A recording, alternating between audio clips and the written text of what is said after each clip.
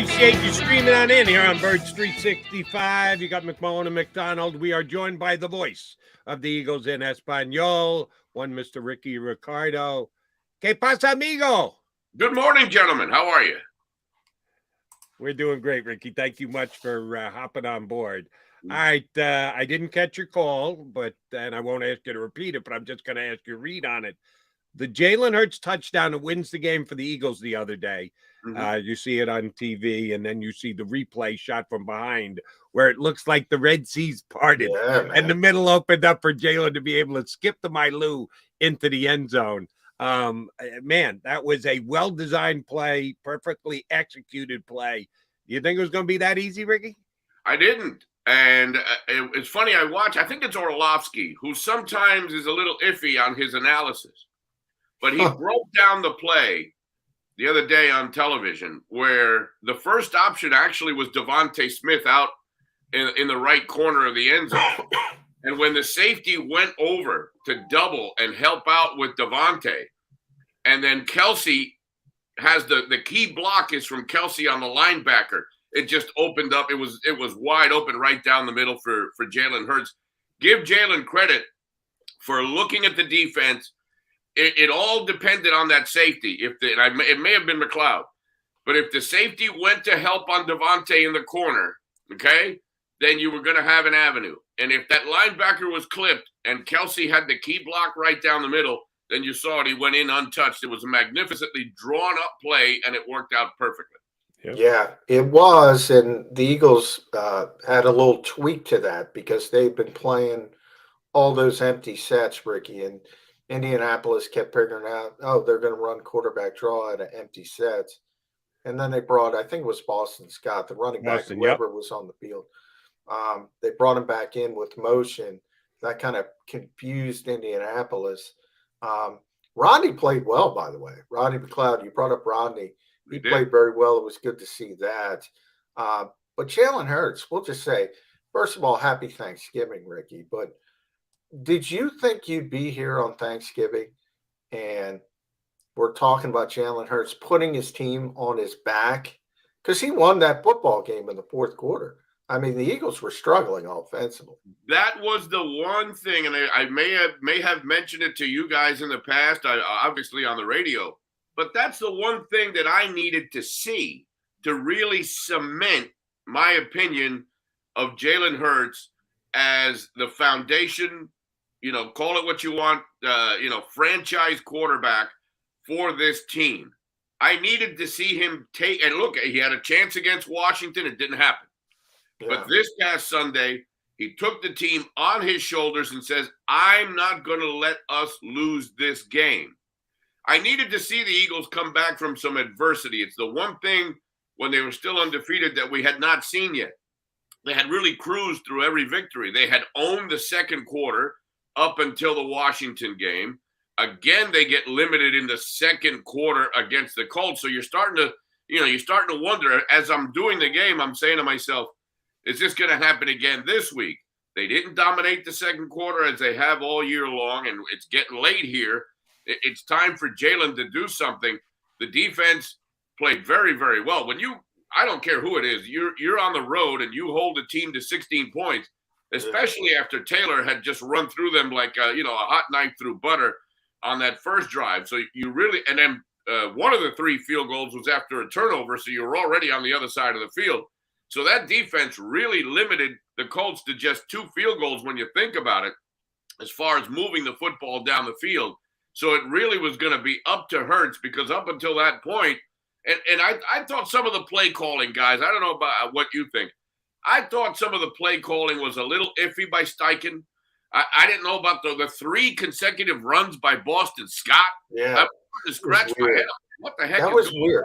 Well, the weird thing about that, Rickie, is they did that in Detroit as well. He doesn't play the whole game, and then they put him on there for these high leverage snaps. Like, I mean, Boston's fine if he's involved, but he's not involved. Then he's getting 3 consecutive high leverage snaps. Yeah, that was weird to me. That was very weird. It was. And look, Hurts is the kind of guy Look, he is level-headed. There's one thing about Jalen Hurts. He doesn't get too high, doesn't get too low. He's got the right mentality for the position. I'm convinced of that, but I needed to see him take the team and put it on his shoulders, and he was able to do that against, albeit the Jeff Saturday-led Indianapolis Colts. Eagles were able to win this game, Ricky, despite the fact that they lost the turnover battle. Jalen Hurts coughed it up once we give credit on some of the play design. Miles Sanders one-on-one on a defensive end, and Ngakoue blows right by him, and Jalen never saw him, so he coughed the football up. And the fumble by A.J. Brown in the fourth quarter, which could have been tragic. Now the Eagles got the ball back, but that could have been basically the end of the game right there, right then. What do you think about that play? The design, the way A.J. handled the football after catching it. What was your read on that play? It looked uncomfortable to me. I'd have to go back and look at the route that he ran, but he had the two defenders behind him, and it was very similar to the Quez Watkins turnover, in the Washington game. Not from the point of view where it was obviously the Quez play was a longer pass down the field, and he gets up, the guy comes in from behind. But again, it's a turnover caused by a defender out of view of the receiver in 2 weeks in a row, which I thought was interesting. And look, if there's one guy you figure is going to hold on to the ball in that receiving crew, it's A.J. Brown. I can see that with a Quez. I could even see it maybe with a Devonta Smith. But the big, strong, burly wide receiver in A.J. Brown, you'll probably won't see that again this season. Hopefully not. Yeah, Zaire Franklin was the guy. That was like, I compared it to Jody yesterday, Ricky. That's like a boxer. He hit him on the chin, man. That was perfect. He just punched the football out. It was like a perfect punch, and the football came out. And that's going to happen. You're right. AJ's not going to lose that ball, so I'm not too concerned about that because you're not going to have that perfect punch time and time. But to follow John's analogy, sorry for interrupting. I agree with you. He dropped his guard. You know what? The only way you can catch one on the chin is if you drop your hand and you leave your chin out there. And that's exactly what he did. He catches it in motion, which he's great at, and then he either runs by guys or he runs over guys. He dead stops in the middle of the field to try and put a move on. That's not A.J. Brown. He's not going to juke and jive past somebody. He's either going to run by him or he's going to run over him. And for some reason, he came to a stop and he caught the perfect punch on the chin because he stopped and dropped his hand and he gave the guy a perfect punch. So we'll call it the Chuck Wepner catch. Yeah, there you go. Very good. There we go. Nice Chuck Wepner reference. I love that. You go to Andre the Giant versus Chuck Wepner back in the day. Too bad Joe Santaluquito isn't here to talk boxing with us. But I will say about this team defensively, I got to tell you, Ricky, man, Linval Joseph shows up, and Ndamukong Suh shows up, and they just play well. What does this say about the old school mentality of, oh, this is the NFL? This isn't baseball where you can make a trade and, put a guy in the middle of the lineup and it's hitter, it's batter versus pitcher, and it's just mano a mano. This is supposed to be, you can't plug and play in this league. Well, they just plugged and played, and they played well. They got many more snaps than I thought they would get, and I thought both of them played both. I like the attitude that both guys bring to the team. They've got a little edge to them. Both Joseph. Remember, Joseph caused havoc against the Eagles last year in a Chargers uniform. Yeah. And we all know about Ndamukong Suh. There's no more edgier player, guy with an attitude, for the last, 10, 15 years in the league than Ndamukong Suh. That's the one thing that the Eagle defense kind of lacked, in my opinion. I think both of those guys could have played for Buddy Ryan on a line with White and, with Joyner and Simmons. That's the kind of attitude that both Joseph and Suh bring to this defense, which I think was lacking up until it was a very talented defense, but a little edge, a little attitude, a little something. that both of those guys bring to this defense, I think is a welcome addition. They got many more snaps than I thought they would get, and obviously was needed. They shut down Taylor after that first drive. Taylor was basically invisible the rest of the way. They did their job, and I think, and being fresh, obviously not having the wear and tear of the first 10 weeks of the season, I think is huge. To have these guys fresh for the last 7 weeks and into the postseason, I think is going to be a major addition. And we'll see when the rookie comes back, when Davis comes back, how they rotate the 3 guys. All right, Ricky, although I'm ready to go all Wayne and Garth, we're not worthy to Howie Roseman for getting Ndamukong Suh, for getting Linval Joseph, for getting James Bradbury and Chauncey Gardner-Johnson, for getting Kaiser. His entire putting together of this roster from the end of last season to today has been outstanding. He's probably the executive of the year in the NFL. Did he miss the boat by not getting Eagles a pass-catching running back at the trade deadline? Ooh, I've been calling all along for, I wanted Jordan Howard back. I wanted that guy that could get you a yard. The Eagles are still having issues in short yardage. They tried with Boston Scott on several occasions. It didn't work. The only guy that can get you on a 3rd and 2, 3rd and a yard and a half is Jalen Hurts. Yeah. And he's pretty good at it. Yeah, he does it. And you don't want to put your quarterback at risk that often in short yardage situations. Now, the guy that used to push him from the tuchus from behind in short yardage, the expert at that was the guy that I think is going to be the biggest absence for the next however many weeks, and that's Dallas Goedert. But Goddard was the guy, that was helping on that push from behind. You don't want to put that player, not Jalen Hurts, into that situation. I would have loved for them to have gotten a Blunt style back, a Jordan Howard style back, somebody that can go, that you can use 5-6 times a game, short yardage, right behind the center, right off tackle, get you a yard, couple of yards on a big 3rd down. If it's a 4th down, you may want to use him. That's the one personnel move, guys, that I think that Howie fell short of. I'm with you, Ricky. I don't give a rat's what about the short yardage back, because forget about the touchdown. The 4th and 2 play. Yeah. If you hand that football to Jordan Howard, you're not getting it. If you hand that football to LeGarrette Blount, you're not getting it. The Colts snipped that out and played that beautifully. And somehow Jalen Hurts got 3 yards out of it and extended the game, and the Eagles go on to win the game. So I don't care about the short yardage back. They have the best short yardage back in football. He just happens to play quarterback. It just happens to be the quarterback. Yeah. But that's the one guy you don't want to put at risk either. So but Ricky, when was the last time you saw a quarterback get hurt on a quarterback sneak?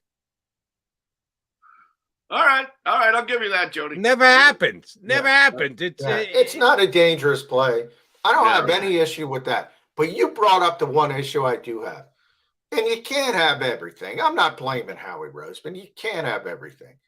But the drop off from Dallas Goedert to Jack Stoll and Grant Calcaterra and Tyree Jackson, that's like the drop off from John McMullen to Rickie Ricardo. That is a massive, massive drop off. I don't know. You got to have something there. If I look at Howie, I would say, come on, what is the plan at tight end? And you can't legislate injuries. Hopefully Dallas gets back, but that's a concern for me. That their tight ends are not good enough right now. Look, it's a dead giveaway right now. Stoll's in the game. It's a running play. Yeah. If Calcaterra's in the game, it might be a pass play. And you're going to use 2 tight ends. How often do the Eagles, use 2 tight ends with the kind of receivers that they have to try to confuse the defense? Yeah. But you've got an obvious blocking tight end in Stoll. You've got an obvious receiving tight end. Calcaterra can't block Jody Mack. Yeah. And so Tyree Jackson, who knows?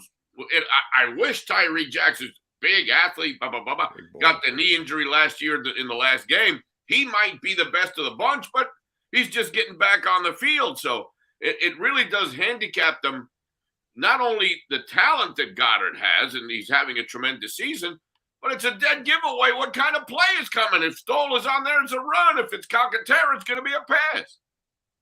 Yeah. Ricky, we talk about this probably more than we should on Birds 365 because, again, I want to give Howie Roseman a lot of credit. He hasn't gotten an extension done yet this year. And Howie has for the last several years, last year being the biggest when he got huge one done with Goddard and Mailata and Maddox. They did a phenomenal job.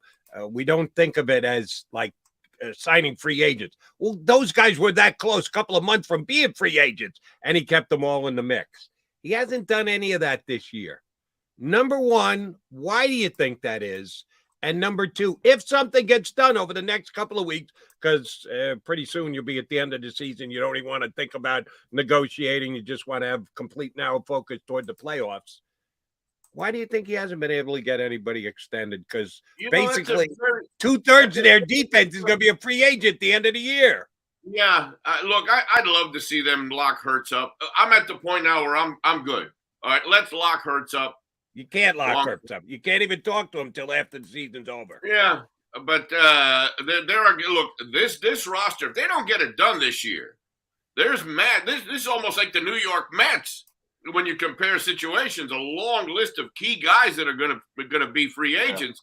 Yeah. You're really rolling the dice on getting the job done here with this particular group. Because it could look very, very different next season if he doesn't get it done. But look, I'll give him a mulligan. Up to now, he's proven me wrong. Every time I've had doubts in Howie Roseman, he's done something to say, there he goes again, and he's done the right thing. So until he fails, I'm going to stick it out and say I'll give him the benefit of the doubt.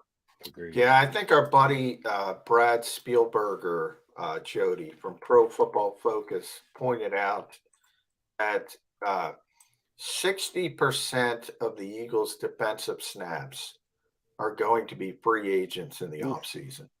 By far the most in the NFL. So they have a lot of decisions to make, and they have to sign the quarterback. Oh, by the way, as you mentioned, time to start talking extension with him. But that's for the future. Right now, because it is Thanksgiving, Ricky, people are going to sit at their tables and talk football, and you're going to have the old school people saying, Buddy Ryan did this, and Jim Johnson did this, and this Eagles defense can't do that. This Eagles defense is unbelievable. Number one in so many different categories.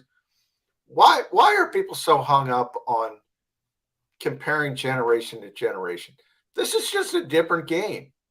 It's a different league, John. It's a different way that we play the game. The Tampa 2 revolutionized defense years ago. It's just a different way to go about it. And that's exactly what I meant when I was talking about the attitude and the edge that a guy like Suh or Linval Joseph brings to the team. Because I think Eagle fans, especially those old school fans, they like that nasty. Half the stuff those guys did would be called a penalty today. We'd have personal fouls left, right, and center. So it's a different set of rules. It's a different game. Look, we saw Brandon Graham get penalized for putting his hand on a quarterback's shoulder, for Pete's sake. Yeah, I know. So it's little. I talk about this every week with Seth on the JAKIB postgame show. I'm like, Seth is always like, I do this, I do that. And I'm like, Seth, you get 15 yards, Seth. Yeah. I mean, it's a different game. Yeah, and you bring up, that's a good point with Brandon. I mean, think about that. And by the way, that was the correct call. That's the rule. He should have been called for a penalty, but that's the reality of the new NFL versus the old NFL. Well, I refer to it as pre-Joey Porter and post-Joey Porter. Yeah, nice. Way of playing defense in the National Football League. Post-Joey Porter, you can't touch anybody anymore. Yeah. So, for those that want to see the Jim Johnson days or the Buddy Ryan days come back, throw the flag. There's 15 more. There's another personal foul. So I think they're doing an outstanding job. This defense is playing a style where it's flexible. It's not read and react. It's a little bit of a wide 9 here. It's a little tighter over here. They're doing everything that Gannon's asked them to do now.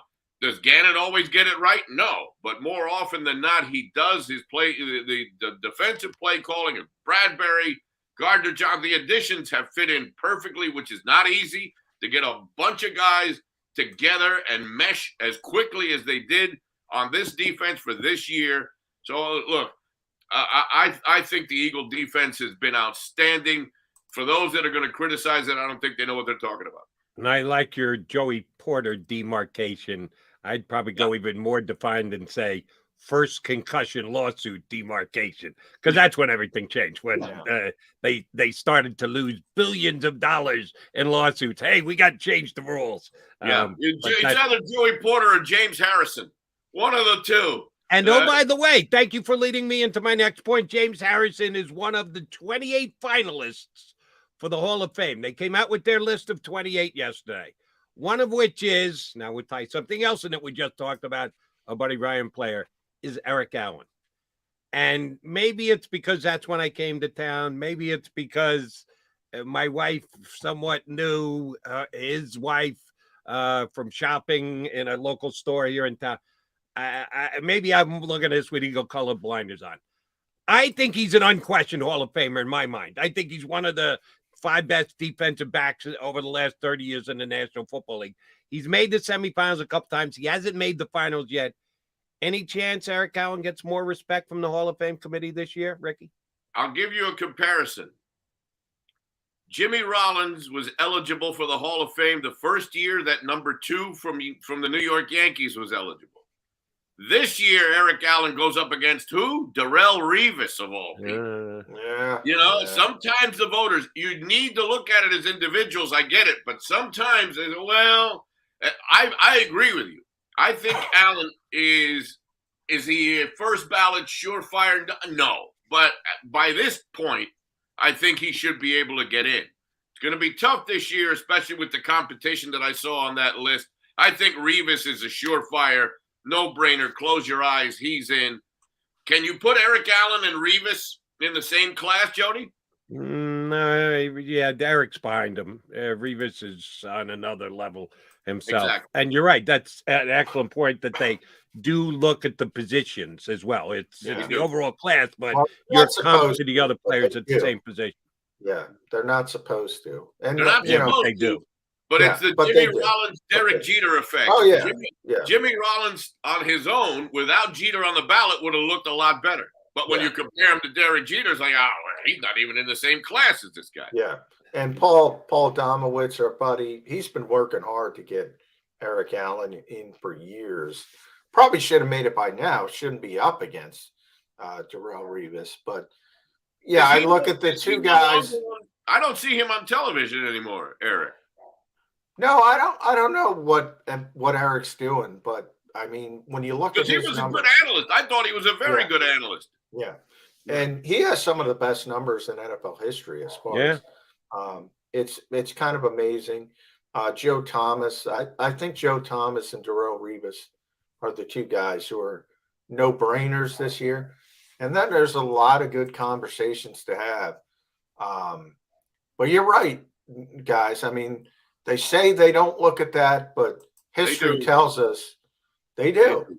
And they don't like to put in, unless it's quarterbacks. They love to have as many quarterbacks as possible. And because there's a business aspect to it as well, even though people don't want to admit that, because they have the Hall of Fame weekend and all that kind of stuff, and it becomes high profile.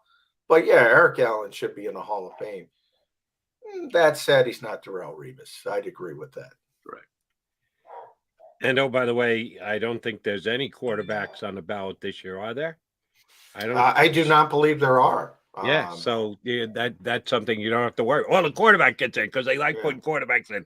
There's no quarterbacks to put in, so maybe, just maybe, this is the year that Eric Allen gets in. All right, Ricky, I asked this of Mike Gill when we had him on earlier. I'm going to ask it the same way to you. Give me the A and the B.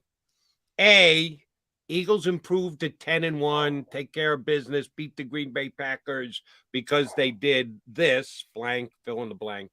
Or Eagles have now lost 2 of their last 3 because the Packers came and beat the black-clad Eagles on Sunday night at the link because the Packers did this. What do the Eagles have to do right to win the game? What do the Packers have to do right if they're going to pull the upset? Well, I have many friends, relatives that are Packer fans, and they've been waiting. I'm sorry about that, Ricky. They've been waiting for the Packers to have this metamorphosis and return to normalcy. Yeah. Week after Most week. spoiled people in the world, Ricky. Yeah. Packers now, fans. They thought it happened against Dallas a couple of weeks ago when they came back from the 2-touchdown deficit and won the game in overtime. They should have lost that game. If we're honest, the Packers should have lost the Patriot game earlier. Belichick blew that game at Lambeau when they had the Packers on the ropes late. Green Bay is not even a shell of itself this year. There's a lot of conversation this week about Aaron Rodgers having been mentally checked out. I buy that. I buy that to a certain extent. To a large extent, I do. I think the Eagles, I'm going to go Jody. Number one, because on a holiday weekend, if you're talking about guys that might be mentally checked out, then you've got to travel to another city to play a primetime game again. Bakhtiari, that whole offensive line for the Packers has been awful. The pressure of Rodgers has been in his face all year. I think the Eagles dominate the line of scrimmage. They put Rodgers may not make it through. We may see Jordan Love at some point in this game on Sunday. Wow. Ricky picking a blowout. There's a prediction. That's the kind of pressure that I think they will put on Aaron Rodgers this Sunday night. I don't see Green Bay having the big turnaround game. Years ago, if you remember, when Green Bay was slipping and Rodgers had that famous quote of relax. Relax, yeah. The game that they turned everything around was at the link on a Monday night against the Eagles. Remember, they came in and dominated the Eagles and went on a big run to the Packers, going back a couple of seasons. That famous relax year. It's not the relax year. I think the Eagle defense will put Rodgers on his keister several times early in this game. That the Eagles are going to have a big night, a big bounce, but they lost to Washington. They barely got by Indianapolis. This week they rise again to a high level at home to wrap up the holiday weekend, the Thanksgiving Day weekend. I think blow the Packers off the field, and like I said, fourth quarter you might see a guy named Jordan Love at quarterback for Green Bay. What? Now that's a prediction. The end of 30 consecutive years of Hall of Fame quarterback play, because the Eagles are going to knock Aaron Rodgers on his you-know-what. Yes, sir. That's exactly what I believe is going to happen. All Ricky, good stuff. Where are you having Thanksgiving tomorrow? Right here in Florida. The whole family's here. Mom's here. The wife's here. Everybody's here. So right here at Shea McCoo, right outside of Disney World in Florida, we'll have an 80-degree Thanksgiving meal. Nice. And then we'll go shopping Friday morning. I'll be on the radio Friday morning on WIP with the great Rob Cherry. And after that, we go shopping. Every year on Black Friday, we go shopping for our Christmas tree, a natural cut real tree. Nice. And we'll spend Friday afternoon putting up the tree. Can a lot of traditions. I like get a decent one of those down in Orlando? They got those real Christmas trees? Got plenty of them. That's right. Okay. All right. They come in from Maine or Vermont, wherever the heck they come from. Ricky, happy Thanksgiving to both of you and your families. You know, I love you both like brothers. You do a fantastic job, and it's always an honor and a pleasure to come on. Ricardo, it's an honor and pleasure when we get you on. Have a happy Thanksgiving as well, and we'll get you back on down the road. And we fried will be, turkey, guys. If Jordan Love plays on Sunday, you know on Monday we're going to be giving you props here on Birds 365. Oh yeah, that's a. And I'm giving you props already for deep frying the turkey. I love that. I love it. Some Cajun spice fried turkey. You'll never have it in any other way. Very nice. Ricardo, happy Thanksgiving, buddy. Felicidades. That is the voice of the